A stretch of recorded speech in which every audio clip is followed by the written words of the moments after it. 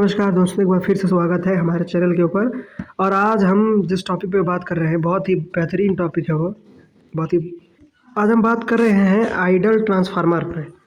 Ideal transformer मतलब transformer का ideal case कैसा होता है। आइडियल का मतलब है कि वास्तविक जैसे वो चल रहा है किस तरीके से होता है ट्रांसफार्मर का आइडियल केस। उस फिगर के बारे में बात कर रहे हैं जो आपको अभी स्क्रीन पे दिख रही होगी।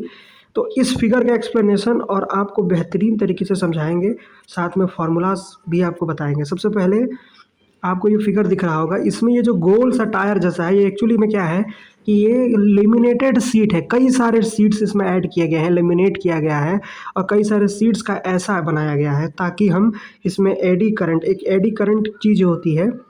हमारे पुराने वीडियोस में मैंने इनको बताया है बहुत अच्छे से, एडी करंट कम हो सके, एडी करंट कम हो सके। एडी करंट को डिक्रीज़ करने के लिए ही हम ऐसा लेमिनेटेड सीट का यूज़ करते हैं, ठीक है।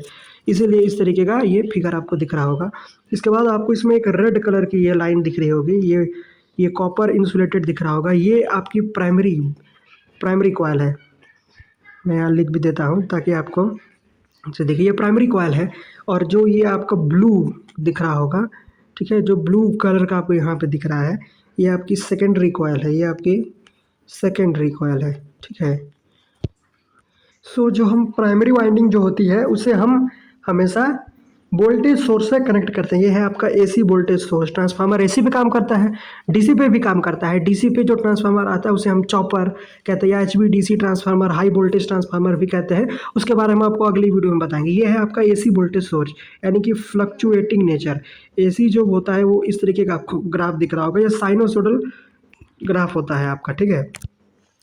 तो ये रहा आपका ट्रांसफार्मर। इसमें देखिए ये जो है मैग्नेटिक फ्लक्स लिंकेज, जो मैग्नेटिक फ्लक्स की जो लिंकेज है वो कोर के सहारे होती है। कोर के सहारे होते होते हो ये सेकेंडरी वाइंडिंग में जाती है और वहाँ पे भी ये स्टेशनरी कॉइल को कट करती है। अब इसमें यहाँ पर एक इसका मैग्नेटिक फील्ड जनरेट हो रहा है, तो वो उसको जब कट करेगा तो एक एक्स्ट्रा ईएमएफ इंड्यूस होगा। एक्स्ट्रा ईएमएफ इंड्यूस होगा due to mutual induction. Mutual induction की वजह से एक एक्स्ट्रा ईएमएफ इंड्यूस होता है और वहीं से फराडे इलेक्ट्रोमैग्नेटिक का लॉ निकल के आता है कि इसके लॉ की वजह से होता है, जो कि होता है E1 equal to minus N N1 d∅dt। ये एक एक्चुअल डिफिनेशन है जो हम याद करते हैं, रटते हैं। इसमें जो E1 है वो EMF induce in the primary winding में जो ईएमएफ इंड्यूस हो रहा है वो ये है। और N1 जो है वो Lenz law, number of turns, minus sign क्यों है, लेंज लॉ की वजह से है। और N1 equal to number of turns, यानी प्राइमरी वाइंडिंग्स में टर्न्स, और d∅dt मतलब differentiation of magnetic flux with reflection time, ठीक है। ये है आपका आइडियल ट्रांसफार्मर का फिगर। अब आप इस फिगर में ध्यान से देखिए, इस फिगर में आपको क्या दिख रहा है। एक बार अच्छे से इस फिगर को एनालाइज करिए। देखिए ये है आपका आइडियल ट्रांसफार्मर, ये है आपका लो रिएक्टेंस पाथ, ये है आपकी प्राइमरी वाइंडिंग को हम वोल्टेज से सोर्स से कनेक्ट कर देंगे। और ये जो मैग्नेटिक, ये जो कोर बना हुआ है इसकी हाई परमिएबल कोर है, यानी कि ये infinity reluctance all magnetic flux को लिंकेज करता है, ज़्यादा से ज़्यादा मैग्नेटिक फ्लक्स को लिंक करेगा। और ये जीरो मैग्नेटिक फ्लक्स लिंकेज है, इसमें से जो फ्लक्स है वो, जो लीक फ्लक्स है वो बहुत कम होता है। अब यहाँ पे ईएमएफ इंड्यूस होगा और इस कोर के सहारे वो ईएमएफ इस सेकेंडरी वाइंडिंग में जाएगा और यहाँ पे इसके मैग्नेटिक फील्ड को कट करेगा, जिसकी वजह से फराडे इलेक्ट्रोमैग्नेटिक इंडक्शन की वजह से इसमें ईएमएफ इंड्यूस होगा और वोल्टेज का रेगुलेशन होगा। जो सेकेंडरी वाइंडिंग जो होता है उसे हम लोड से कनेक्ट करते हैं। देखिए ये लोड बना है, ये लोड रेजिस्टिव लोड होता है। नेग्लिजिबल रेजिस्टेंस, ऐसा ट्राई करते हैं कि इसमें रेजिस्टेंस जो है वो नेग्लिजिबल हो। ट्रांसफार्मर का वैसे तो इफ़िशियंसी 100% नहीं होता है, किसी भी केस में नहीं होगा, लेकिन ऐसा तभी हो सकता है जब हम इनपुट